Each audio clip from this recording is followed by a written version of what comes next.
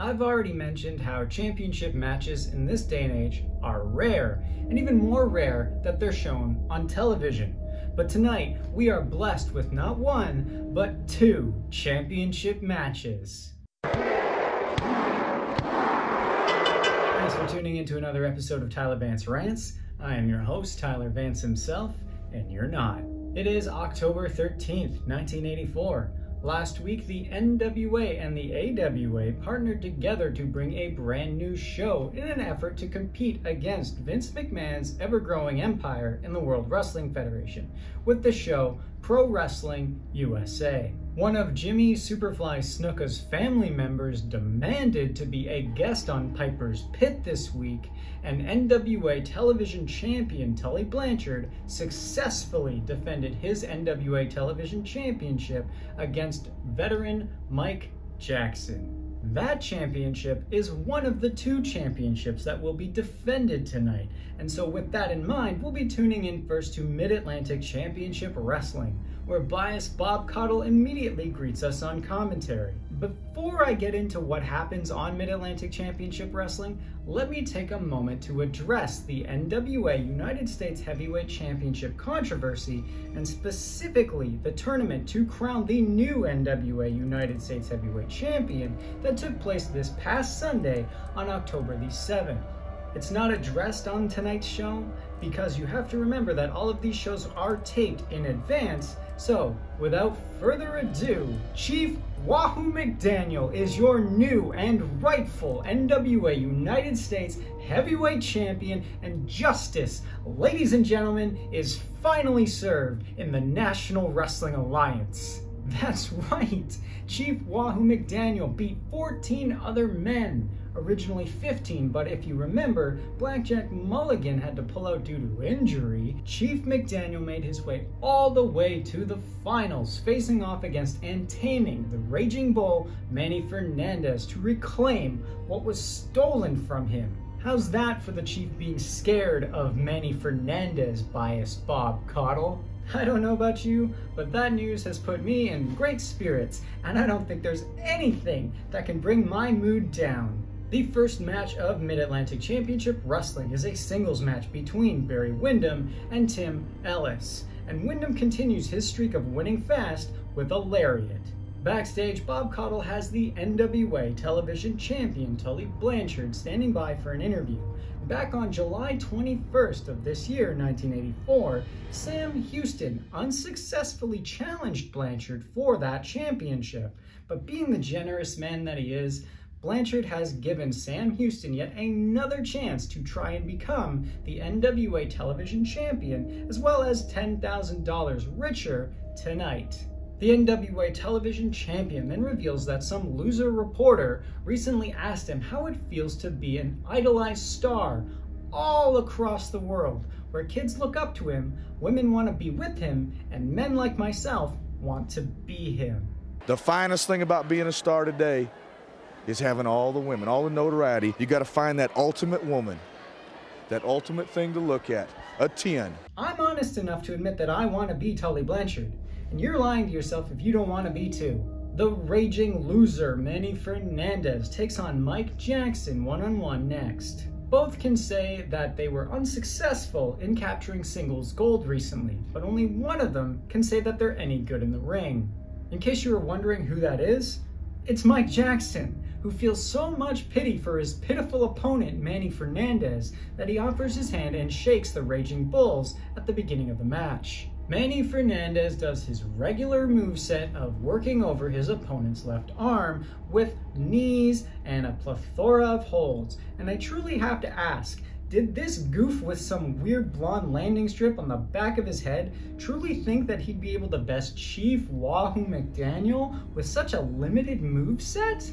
You really expected us to believe that propaganda fed to you by Jimbo Crockett Jr. that the Chief was terrified of the Raging Bull, didn't you, biased Bob Caudle?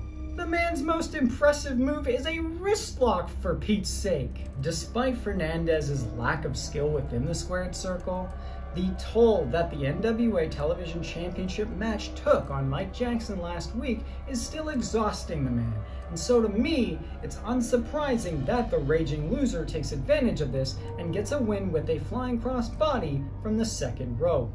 Another new tag team joins Mid-Atlantic Championship Wrestling's tag team division this week, American Starship. Eagle and Coyote take on the team of Paul Kelly and Jeff Sword in tag team action next. Eagle manages to overpower both Kelly and Sword at the same time, and when Coyote is in the ring, it is absolutely no different as he too overpowers his opponents. American Starship put Jeff Sword and Paul Kelly into duo full Nelsons, forcing their opponents to submit easily. Talk about an impressive debut for these two big men. One of the NWA six-man tag team champions, Nikita Koloff, who is accompanied by his uncle Ivan Koloff, takes on Rocky King in one-on-one action next. The Pride of the Carolinas, Don Kernodle, provides guest commentary for this match, but seconds into it, that American Dream criminal Dusty Rhodes causes a distraction in the crowd. It's Rocky King who pays for Dusty Rhodes' idiocy in the crowd as he takes the brunt of Nikita Koloff's frustrations, getting tossed over the top rope. Unfortunately, the National Wrestling Alliance has a rule in place for this specific action, and so as Rocky King is tossed over the top rope, Nikita Koloff faces disqualification. He's gonna be disqualified. This is Dusty Rhodes' fault. The American Dream and his partner in crime, the Raging Bull Manny Fernandez, then head backstage to be interviewed by biased Bob Caudle, and Fernandez immediately addresses the actions that just took place, saying that both he and Rhodes plan to unite all of America against the Russians. You know, them Russians think they got trained in Russia and makes them somebody strong. The Dream and the Bull are going to be World Tag Team Champions. What have you done to deserve an NWA World Tag Team Championship opportunity? Fernandez, you can't even hack it in the singles division, yet suddenly you think you're good enough to take on the tag teams? Rhodes, you're a no-good, rotten criminal. Both of you should be fined, indefinitely suspended, and thrown in jail to rot for all I care. The goal will go around our waist. The NWA Television Championship, the first of two championships to be defended tonight, is on the line next as Tully Blanchard takes on Sam Houston one-on-one, and as the match begins, Houston employs a lengthy headlock to the champion, who manages to break out easily. Barry Windham joins biased Bob Caudle on guest commentary, and reminds everybody that he's recently challenged Tully Blanchard for the NWA Television Championship. Tully Blanchard's the caliber of man that I want to wrestle, and it seems that he's avoided my challenge more than once. Can't you see that he's busy, you moron? He has bigger fish to fry. Apparently, the boots that Sam Houston is currently wearing inside the ring were a gift from Barry Windham himself. It is true, I gave Sam Houston the boots. Aw, that's cute. Now you can watch your friend lose in those boots too. Back to the action in the ring, Tully Blanchard employs his mind games and delay tactics, hoping to taunt Sam Houston into making any kind of mistake, which he does. Houston gets himself thrown outside of the ring and is forced to take a moment and catch his breath. When Sam does get back in the ring, Tully Blanchard begins to absolutely take it to the challenger, all while Barry Windham criticizes every single move that Blanchard does as if he were a member of the internet wrestling community. He's a crooked wrestler. You know, he's been that way. Spoiled brat. He really could roll Sam Houston over and pin him. But he's trying my patience. A slingshot suplex from Tully Blanchard could have ended the match with a 3 count. However, the NWA Television Champion decides he's going to inflict more punishment on Barry Windham's friend. Going up to the second rope, Tully Blanchard drops an elbow down onto Sam Houston, but once again stops the referee's count at 2, and this infuriates Barry Windham so much that he rushes down to the ring and shoves the NWA Television Champion. Well done, you fool! You cost your so-called friend the championship opportunity that he's been struggling so hard for, and helped Tully Blanchard retain the NWA Television Championship. Wait a minute. You did that intentionally, didn't you?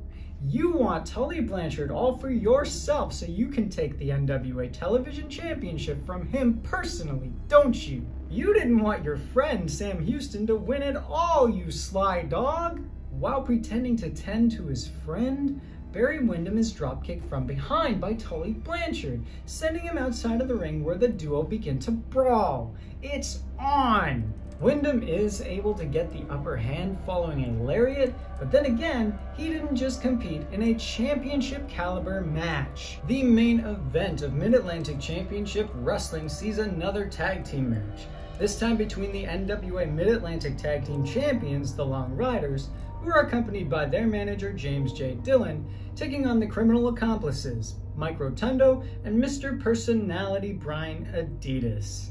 This match is non-title, because let's be frank, both Rotundo and Adidas have done nothing to deserve a championship opportunity. Once the bell rings, Mike Rotundo gets the NWA Mid-Atlantic Heavyweight Champion Cowboy Ron Bass into a headlock, and spots Bass's partner Black Bart coming for him, so he backdrops Bart. Brian Adidas illegally enters the ring, and as Mike Rotundo leapfrogs Bass, Adidas whips Bart into his partner. This is a disaster for the Long Riders, and I'm shaking with concern right now.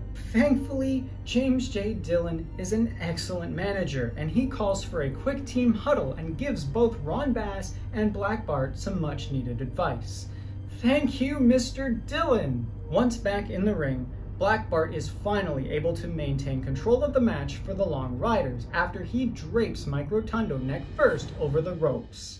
Both Black Bart and Cowboy Ron Bass then absolutely take it to Mike and double team him. The Cowboy officially tags in and hits Mike Rotundo with a swinging neck breaker next, and he gets a 2 count. Knowing that he's hanging on for dear life, both of the Long Riders do everything in their power to keep Mike Rotundo isolated from Brian Adidas following that near fall. Mr. Dillon even gets in on the action, utilizing the Long Riders' rope against that wanted criminal, Mike Rotundo, issuing out some much-needed justice, all while the referee's back is turned, preventing Brian Adidas from illegally entering the ring again and breaking even more rules. Mike Rotundo is able to get a lucky forearm to Cowboy Ron Bass, which allows him to get that desperate tag needed to Brian Adidas, who goes on a tear, hitting the Long Riders with several drop kicks before the law-abiding James J. Dillon trips him up. This prompts the crazed Mike Rotundo to remember the illicit activities that he takes outside of the law's eye and chase down James J. Dillon, attacking him unjustifiably as anarchy breaks out within the ring. The referee calls for the bell, and I completely understand. With behavior like that going unchecked, the Long Riders' safety comes first and foremost, and so the official in charge had no choice but to rule the match a no contest. On Brian Adidas. Wait a minute, what the hell? How could you award the match to those two criminals? No, you know what? No, I went into this show in high hopes and high spirits, and something like that is normal by this point in time, so I'm not gonna let it ruin my amazing mood. To wrap up Mid-Atlantic Championship Wrestling, Bias Bob Caudle has a word with the NWA World Tag Team Champions and altogether the NWA 6-Man Tag Team Champions in Don Kernodle, Ivan Koloff, and Nikita Koloff. And infuriated, doesn't even begin to scratch the surface of how both Don Kernodle and Ivan Koloff feel about the challenge recently outlined by the American Dream Dusty Rhodes and the raging loser Manny Fernandez. To even insinuate that you was man enough to wear these belts, that infuriates me. It's no justice, Dusty Rhodes and Raging Bull. What's been going on? Those two think that they're good enough to not only challenge the NWA World Tag Team Champions, but they then think that they're good enough to take the championships from them too? Give me a break. Well, he's got to have 6 or 7 men behind him, this American Dream, or he cannot take belt. You are not going to take them away. You may try to steal them. You're both right. Theft is a common way that anybody can win championships throughout the entire National Wrestling Alliance, and there is absolutely no justice. If Don Kernodle and Ivan Koloff end up having their NWA World Tag Team Championships stolen by Dusty Rhodes and Manny Fernandez, I seriously think I'm gonna need grief counseling. Thankfully, WWF Championship Wrestling is up next, and hopefully Jim Crockett Jr.'s moles haven't paid anyone off there this week. Vince McMahon and the living legend Bruno Sammartino greet us on commentary, and the first match that they're calling is a singles match between Charlie Fulton and the Junkyard Dog, who really should get refugee status since he fled from Mid-Atlantic Championship Wrestling for the WWF. A massive punch from JYD starts the match off and knocks Charlie Fulton right down. So Fulton gets up in response with several punches of his own, but they don't even faze the dog. After knocking Fulton down once again, Junkyard Dog then hits Charlie Fulton with the thumb to secure the 1-2-3. Call the cops! These children are rushing the ring and Charlie Fulton needs to be protected. Forget JYD, he's already rabid! The WWF update is next, and this week's focus is on one of the managers who's been in a bidding war to be the next manager to Brutus Beefcake, in Mr. Fuji. Mr. Fuji is building a dynasty of destruction. You're damn right he is. Don Morocco and now potentially Brutus Beefcake as well? If Mr. Fuji can secure that deal, his dynasty will be unstoppable. Billy Travis and Quick Draw Rick McGraw take on the WWF Tag Team Champions Adrian Adonis and Dick Murdoch in tag team action next. This is not the second championship match that I mentioned during the opening of the episode. Don't worry, that is still to come.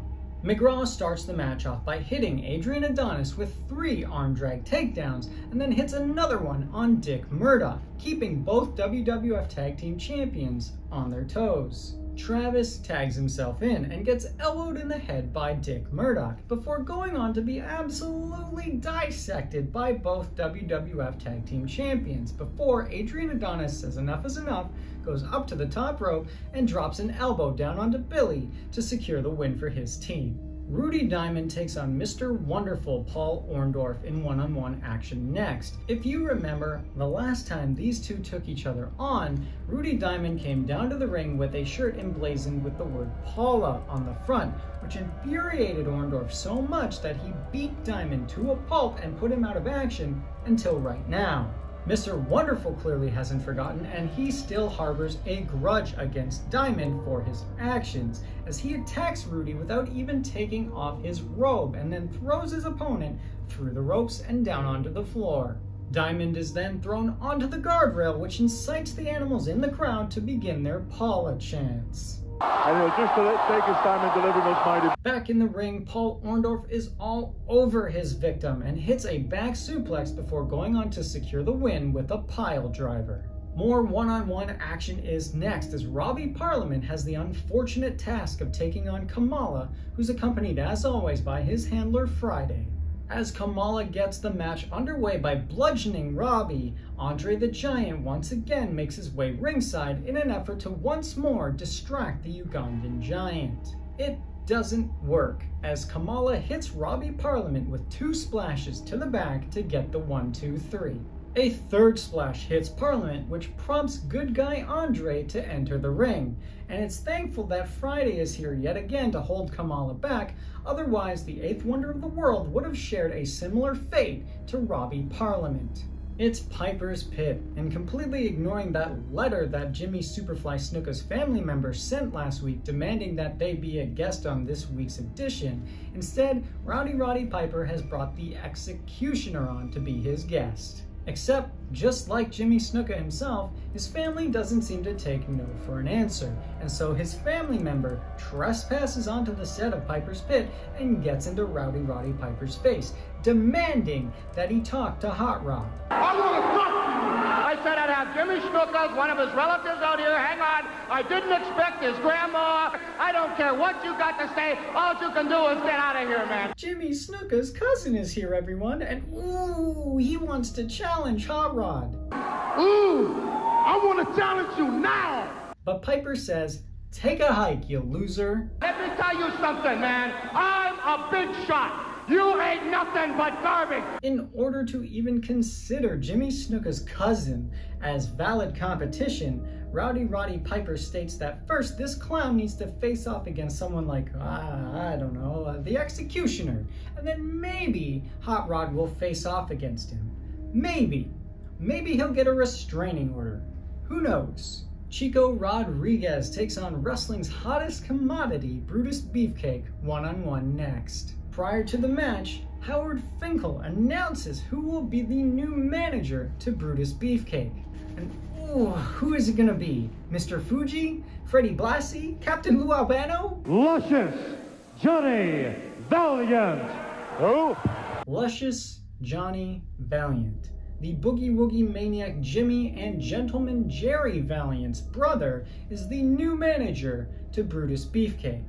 And hey, with that fashion sense, how could this be a bad idea? Valiant already has a plus in my book, as his first order of business is to distract Chico while Beefcake gets the jump on Rodriguez from behind. A sit-out from the top rope leads to a very quick 1-2-3 for Brutus Beefcake. The main event of WWF Championship Wrestling is the second championship match that I mentioned at the beginning of the episode. Greg the Hammer Valentine looks to dethrone WWF Intercontinental Champion Tito Santana and take home the gold. The Hammer's manager, Captain Lou Albano, distracts Tito Santana from inside the ring, which allows Greg Valentine to circle and flank the WWF Intercontinental Champion and hit Santana from behind. Once the match is officially underway, Tito Santana unleashes on Greg Valentine with a flurry of punches. Irish whips the Hammer into the corner sternum first, and then smashes Valentine's head into the turnbuckle. Captain Albano does exactly what James J. Dillon did for the Long Riders earlier by calling Greg Valentine outside of the ring, having a quick huddle with him, and giving him some much-needed advice. And it works. Once back inside the ring, the Hammer focuses on one of Tito Santana's legs in an effort to injure it. Despite the setback of having an injured leg, Tito Santana is able to hit Greg Valentine with his flying forearm and goes for the pin. But during the referee's count, the Hammer gets his foot underneath one of the ring ropes, which forces the count to stop. That idiot Tito Santana thinks he's won the match and begins to celebrate prematurely. So Greg Valentine clubs him from behind, rolls him up real tight, and gets the 1, 2, 3. We have a new WWF Intercontinental Champion. I knew it. It's a fantastic night, and nothing at all could dampen my spirits. Championship matches are truly something special, and tonight we were blessed with 2. The NWA Television Championship and the WWF Intercontinental Championship. Tully Blanchard successfully defended his NWA Television Championship against Sam Houston yet again, while Greg the Hammer Valentine dethroned Tito Santana to become the new WWF Intercontinental Champion. They may not happen often, but when they do, you can literally feel electricity in the air when championship gold is on the line. It's what every wrestler strives for, yet only the best are able to achieve. Thank you for tuning in to another episode of Tyler Vance Rants. Don't forget to strive for your own success by liking the video, hitting the bell, and subscribing so you never miss an episode. You can also follow me on social media where championship quality wrestling material is shared on a daily basis. That'll be all for now, so I'll see you next week. So long. Mike Jackson loses to prompting Tully Blanchard to do something, even though it's supposed to be Sam Houston that does something.